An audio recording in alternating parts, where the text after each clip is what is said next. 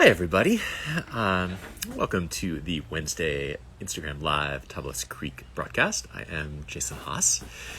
My guest today is one of the real pioneers of winemaking and farming in California.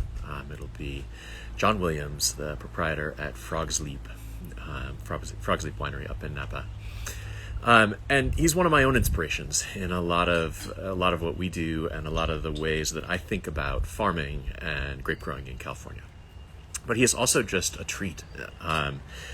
One of my favorite people to listen to. So he'll be joining us momentarily. But while we wait for everyone to sign on, as I usually do, I want to share some pictures as to what we have going on. So our big story, kind of writ large, is the fact that about 10 days ago we got some real rain. This is the kind of a misty morning. We got about 3 inches of rain overnight, Sunday and Monday. This is what it looked like Monday morning. I think I have one more picture that maybe gives you even a better sense of what the wet looked like as it was coming down. Yeah, that's kind of it. So anyway, the impact of that has been dramatic and positive and swift. So go from what was basically brown hillsides, now it looks like this. In 10 days, everything has gotten incredibly green. So a couple more pictures as to what this looks like. We'll give you a sense. And this is huge because this is months earlier than we saw last year. This is generally by early November to have it already be rainy and green is super. So we're set up in a good place. We hope for the beginning of this winter. We have more rain that's forecast to come next week, and we're excited. It also means that we can get the sheep out in the vineyard earlier. This is I took this morning. This is a couple of the well, more than a couple. You can see about 10 of the 100 or so lambs we've already had. And the grasses are still low, so this is requiring us to get the sheep in and out of blocks quickly. So they're only in for even half a day, because we don't want them to overgraze. But even in half a day, that flock of 200 sheep and 100 and some odd lambs at this point is dropping like 750 pounds of manure. So its impact is big, and we'll get them back in multiple times as the winter goes on. We've also got puppies. You can see these two guys who are growing fast. They're about 40 pounds now. Spanish Mastiffs, the next generation of flock guardians that we have. They're getting accustomed to the sheep, which is pretty cool to watch. There's not a lot going on in the cellar. We're done. We pressed off our last tank yesterday, last tank of Mourvedre. You can see the press outside, getting ready to get washed and put away for the winter. This always feels like a milestone. In the cellar, we have more barrels down at the moment than we really ever do at any other time of year, because we're filling those barrels with all of the tanks that we're pressing off. That's kind of it. That's what's going on here. Beautiful time of year. Still fall colors on the vines. Green grass growing. Just lovely. Okay, I am going to stop sharing, and I am going to invite John to join. Go. Sent it. And hopefully, wait. Accept.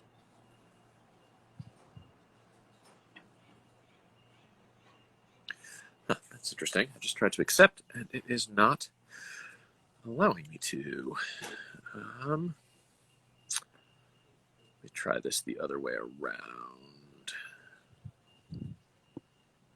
Okay, I just sent them an invitation. Maybe they can accept, and John can accept on his end and join. Instagram keeps changing around the tools for doing this. It's changed twice in the last month, which always makes it a little more of a challenge. So John, if you are watching, I just sent you an invitation, and hopefully it would work from your end as well. Try one more time from our end. If it doesn't work, if you want to, this says Frog's Leap is unable to join. If you want to hop off and hop back on, that might be that might make this work. While we're waiting to see if we can make this happen, let me see what else I can show you about what we have going on. give you a couple more animal pictures because they're pretty stinking cute. Um, so you can see this is the current Spanish Mastiff. This is Bjorn, who is watching over the flock. A little hard to get a sense of how big he is, but he's about 200 pounds. Just this massive and amazing beast. Hey, there we go. Technical difficulties. Isn't technology maybe because wonderful? I've been drinking already, Jason. Have you started drinking yet? I have not yet. Maybe that was the key. Yeah, something's got to get going here. Well, there Awesome. we go. How are you? I was actually with you, and then somehow every time I touch a computer, something goes wrong. So thank you for bearing with me. Here we are. It is totally my pleasure. It's good to see your face. But it's good to see that you guys got some good rain down there too. Yeah, we've already had more rain this year than we got all of last year. So we're loving it. That is amazing. It sounded like you guys got kind of the atmospheric river version that we got last January. How much rain did you record? I think we're over 9 inches already. So this one storm was just incredible. And I was actually in Tuscany during the storm, so I only got to see the good part of it. Apparently not the worst of it, but yeah, we're really pleased. And just like those beautiful photos you were showing, everything's greening up. And I was out on my vineyard walk this morning and saw puffball mushrooms coming up. I'm going, oh yeah, this is going to be a good year. They say 5 days after 5 inches is when to start looking for mushrooms. So looks like I got my work cut out for me this weekend. You got it. Yeah, for us, the thing that we always notice is miner's lettuce. Like when that starts sprouting, you know that the ground is really wet and saturated, and good things. Did you get all your cover crop in? We did. We got most of it in. We're sort of backing away a little bit from seeding the cover crop every year. Okay. What we're doing instead is leaving a lot of things to go to seed themselves and then not tilling it in. So what we found is that, like, if we've tilled, then we need to seed. But for the blocks that we haven't tilled, we actually get a quicker sprouting with the native stuff than we do from the tilled seeded blocks. Yeah. Well, how about you? Were you able to get everything in well, time? I saw the tractor with the seeder on it parked in my fermentation cellar, so I'm guessing that probably they still have a few rows to do. But I haven't been able to talk to Rory about it, so we'll see. But I'm guessing they still have whether or not that goes in at this point is probably problematical. We'll see. Yeah, and when you get this much rain this early, you're probably okay either way. Yeah, probably best to stay out of the vineyards at this point. Yeah. So the way that I usually like to start these conversations is just to ask people to kind of talk about their path into wine. Did you know that you were interested in wine as you were growing up? Was wine a thing that was on your parents' table for dinner? Well, it was so funny because I was listening to you talking about all the sheep manure you're getting and how I wish we could keep animals on our farm, big animals on our farm here, which we don't do. So we end up having to buy cow manure from an organic dairy for our composting operations.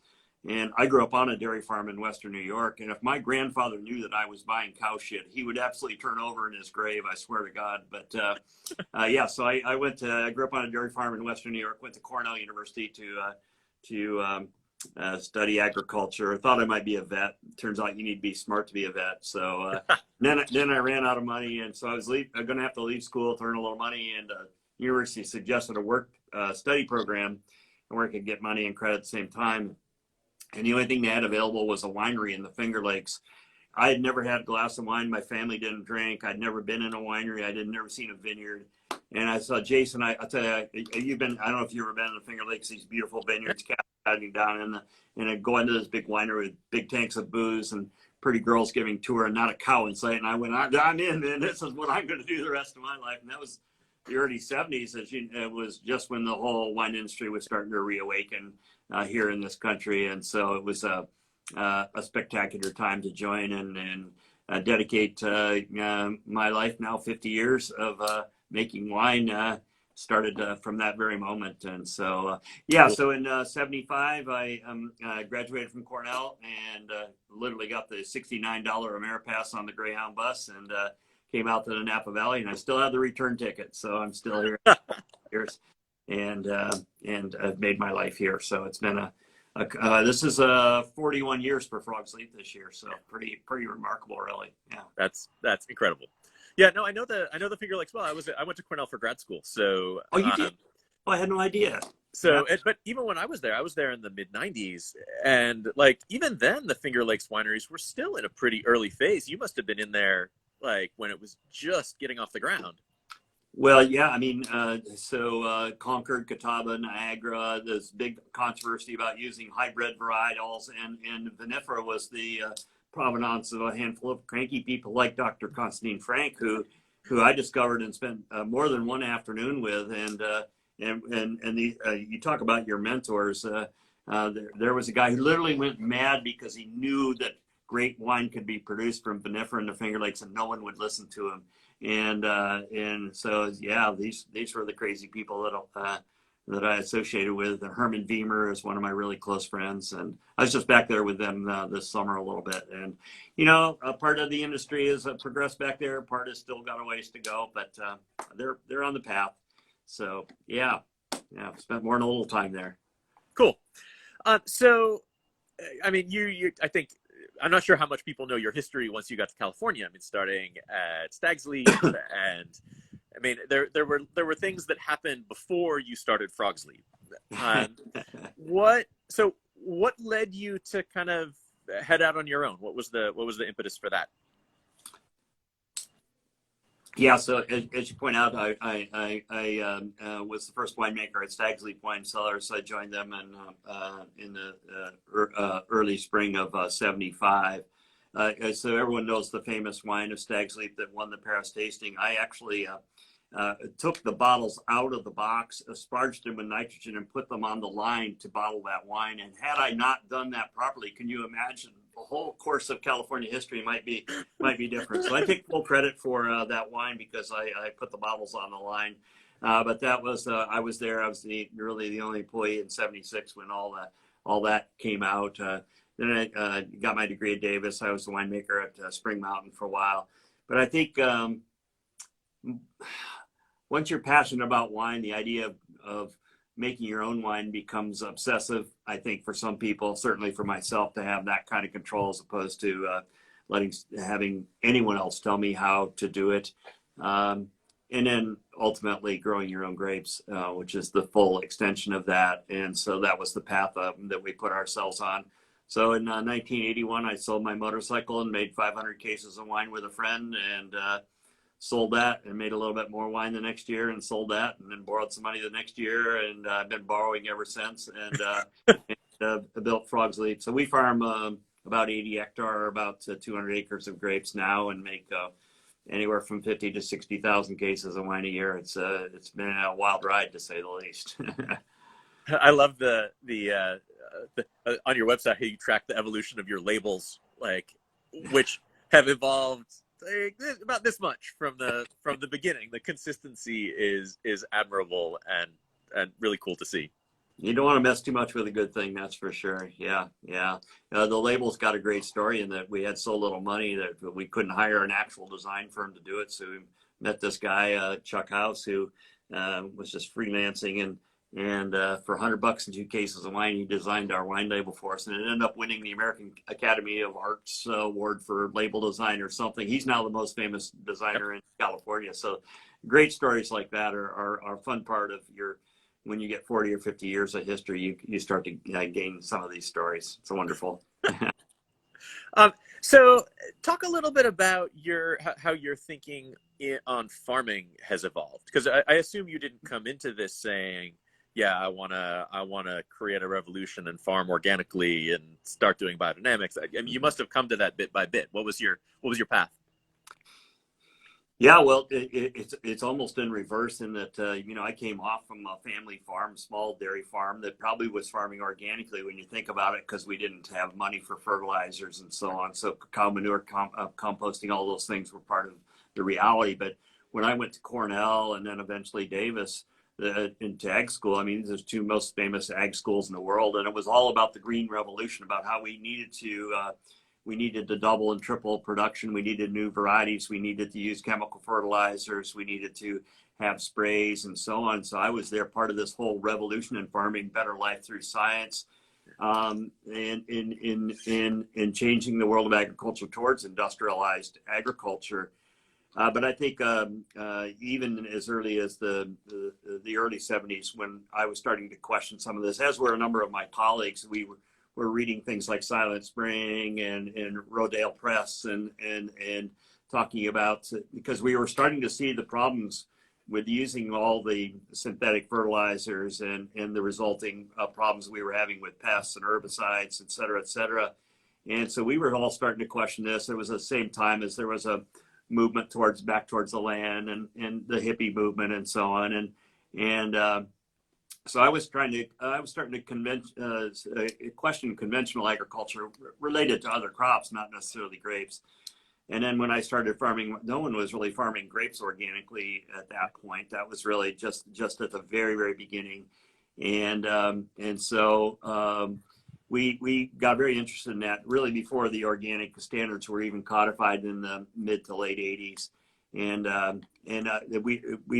we certified our first vineyard as organic in 1989, the first in Napa, and really one of the first 3 or 4 in all of California. And started to learn, and we're still learning. It's a constant learning process, learning how nature works and associating ourselves with that, and trying to bring life back into our farming systems. And to the point now, I pretty much completely reject the industrialized agricultural movement as it exists now, which is still, of course, how most of our food is grown, and way too many of our grapes, I'm afraid. Yeah. Yeah. Yeah, for sure. I mean, I remember, and I just reread your really beautiful piece, "Thinking Like a Vine," on your website. But I remember the first time I got to hear you talk was when we were both at one of the Yosemite Vintners Holidays events back, I don't know, 10 years ago or more. Yeah. And hearing you describe the process of like reestablishing a vine's ability to sense its environment as kind of the critical impact of farming non-chemically, farming, whether it's organic or biodynamic or whatever set of tools you choose to get there, just reestablishing the vine's ability to listen to its environment and to make the right decisions based on that. That was really, for me, that was really eye-opening. Well, and for our guests who are joining us, and that's great, man. You're piling up people here. It's wonderful. It's a revelation for us to think that the grapevine is a living, sentient being, and much like ourselves, full of DNA and very much with a purpose in life that isn't necessarily getting 96 points from Robert Parker or making me wealthy, And so when you try to put yourself in the world of this vine and respect that it is a living, sentient being and it has a purpose in life, and that we can use that, if we respect that and use that purpose to our own ends, I think it's fine with the grapevine. But I think being disrespectful to this living, sentient being of a grapevine, it gets us in a lot of trouble. And being making great wine, and you and I have probably defined great wine the same but differently than many of our colleagues who describe it based on points or something like that, or dollars. This idea that a wine is a full expression of the place that it grows up in, just like we're a full expression of, and our personalities are developed by where we come from.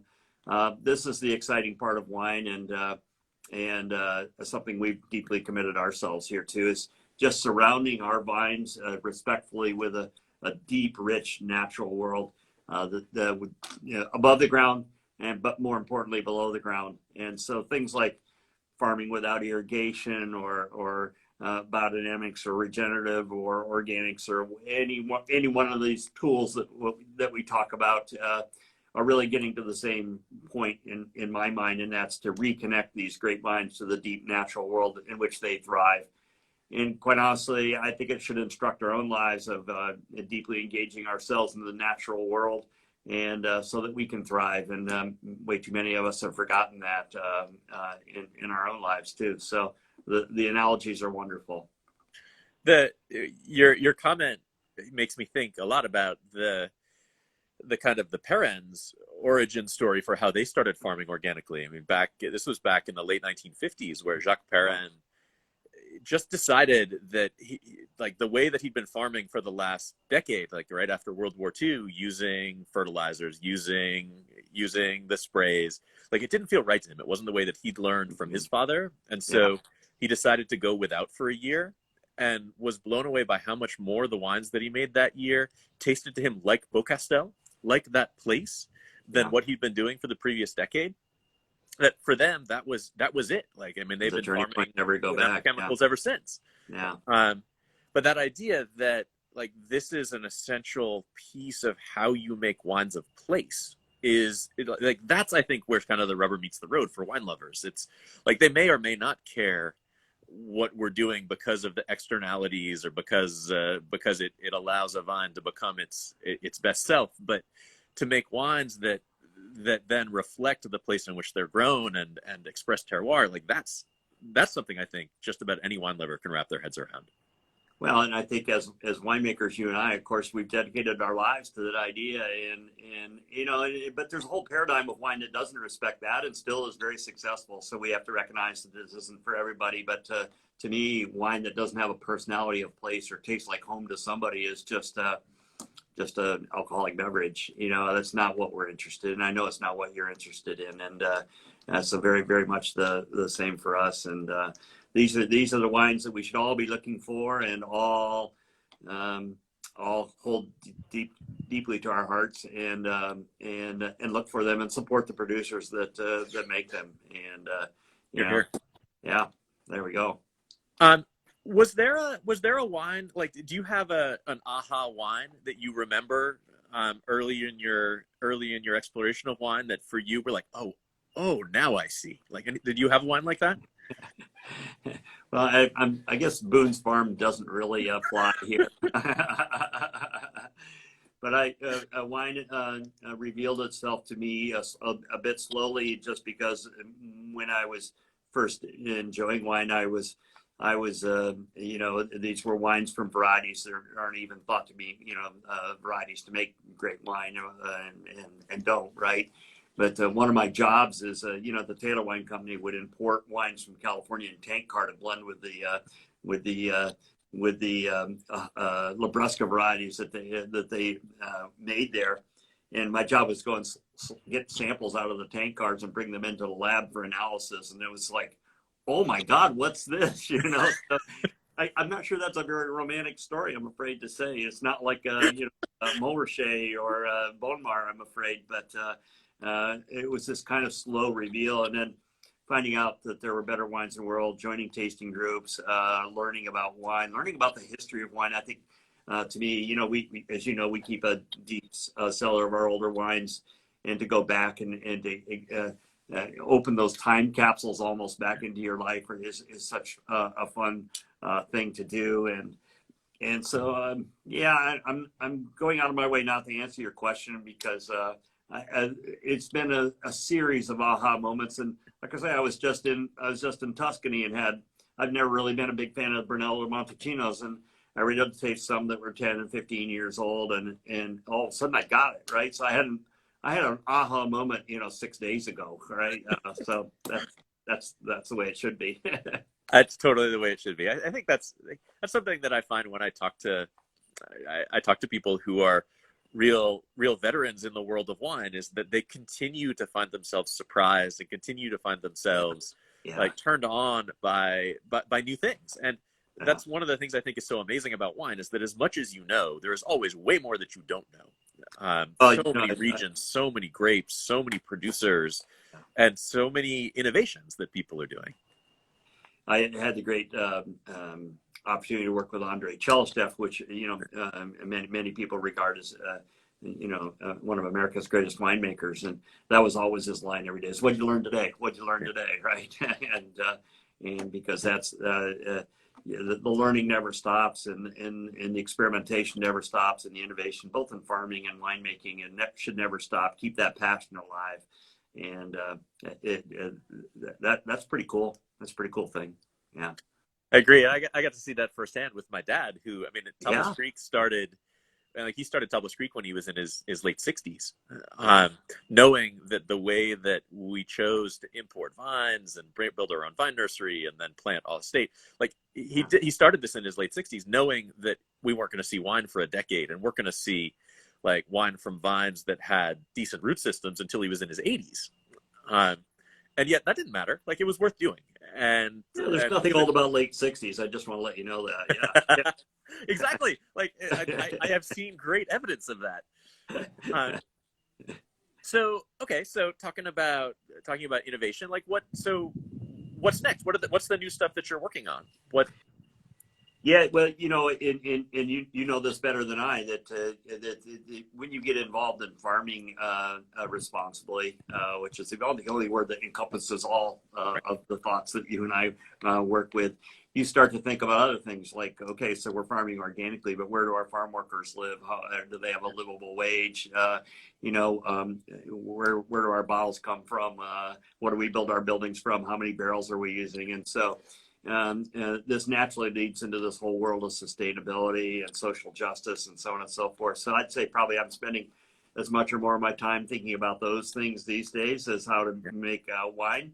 But that sometimes crosses over into innovations in the cellar. So we've been working a lot with concrete as a replacement for barrels. And so our Zinfandel, for example, right now is 60% aged in these custom-made concrete cubes, we call them, that Sonoma Castone produces for us.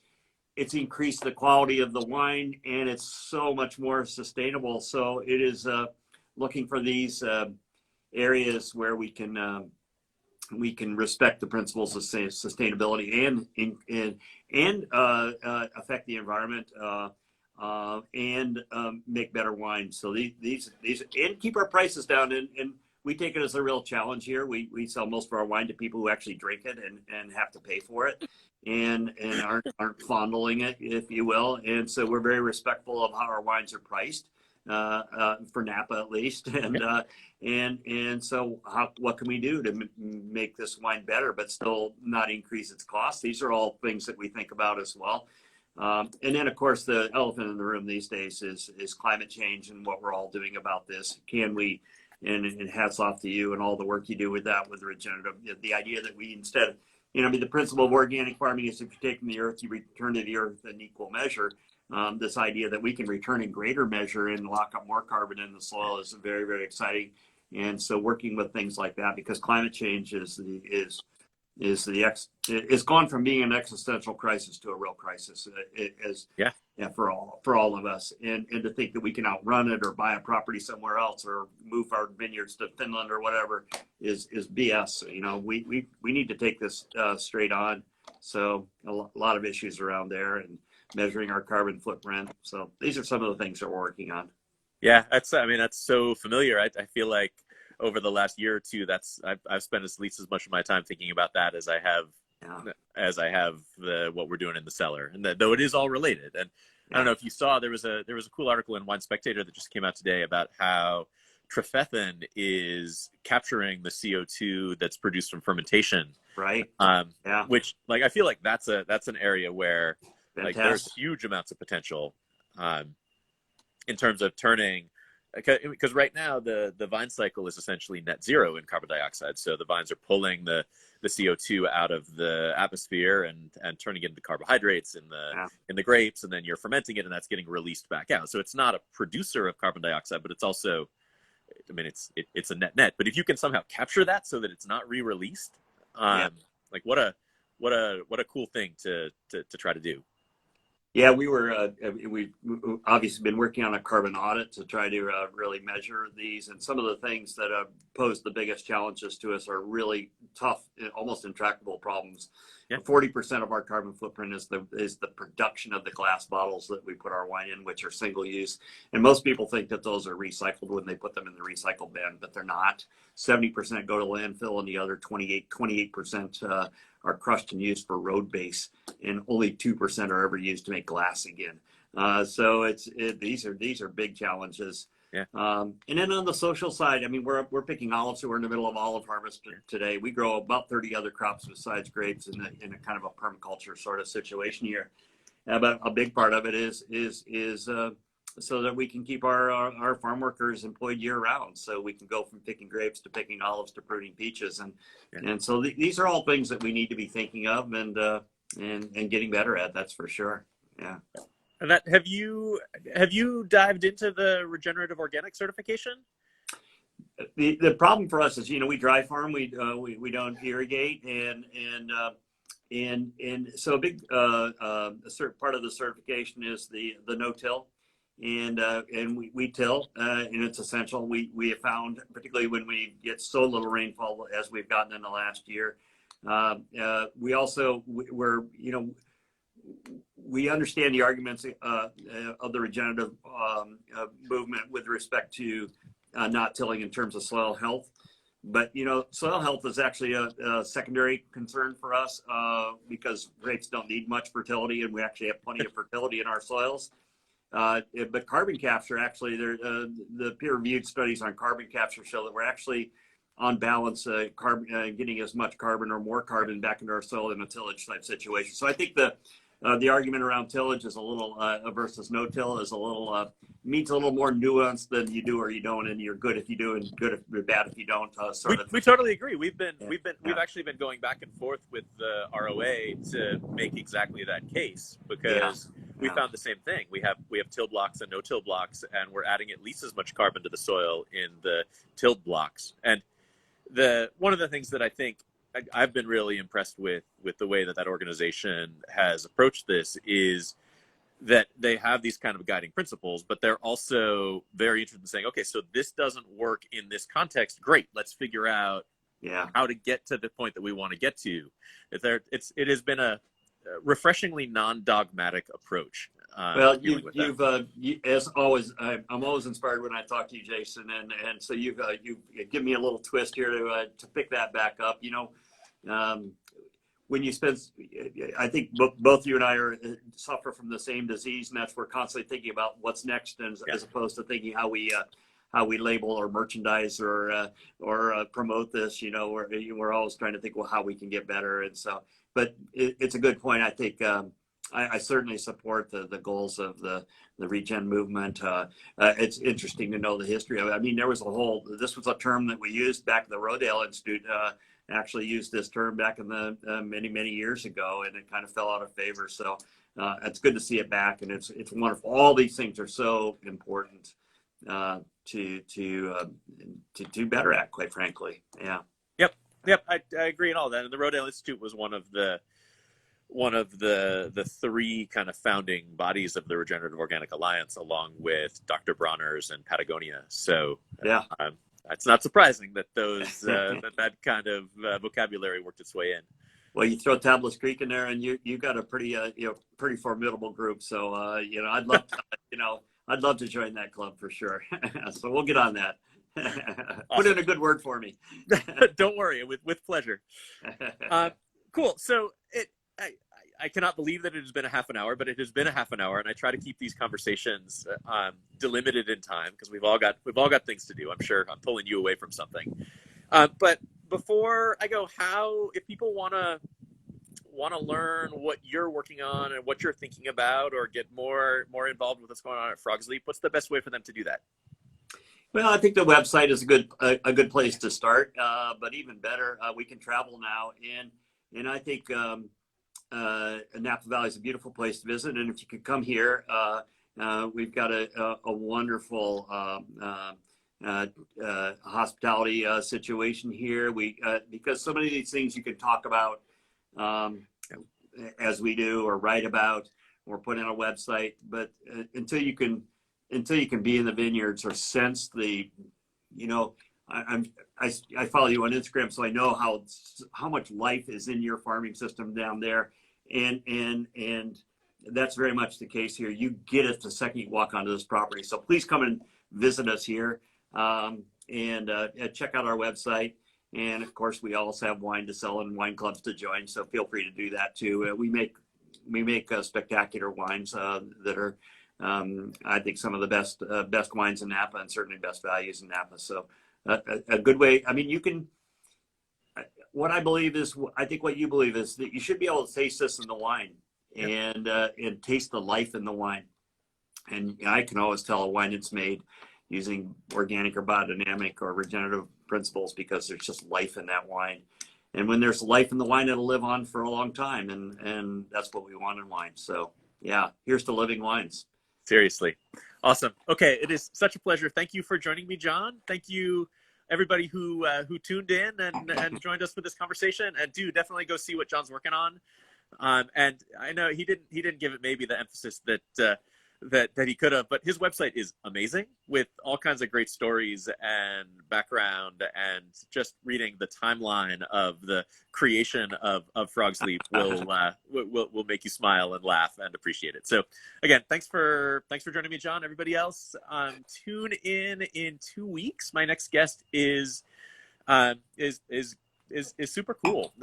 So it is the director of Wine America, Michael Kaiser, who is in charge of really making sure that the laws in America kind of work for wineries.